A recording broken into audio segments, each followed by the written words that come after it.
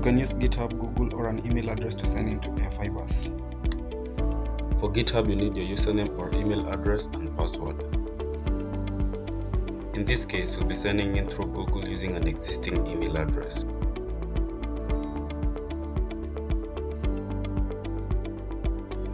Once signed in, you'll notice that all the data on our dashboard is empty because there are no stations or routers.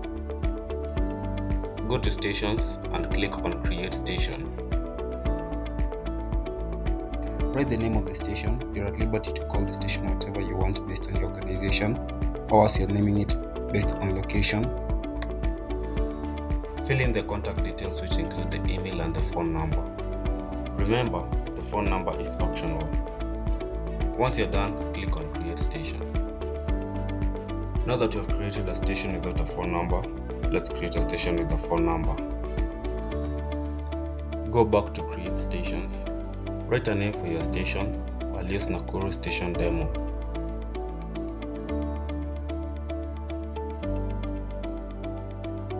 Fill in the contact details, and this time we'll give it a phone number. You can also delete stations. I'll create a dummy station so that I can show you how to delete it. Using the same format to create a station, we'll create a new station.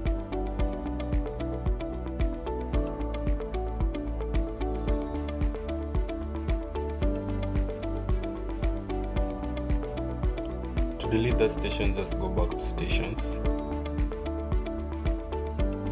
Click on the top right corner of the station you want to delete and a drop-down menu will appear. Click on Delete and type Delete in the pop-up window that appears to verify that you want to delete the station.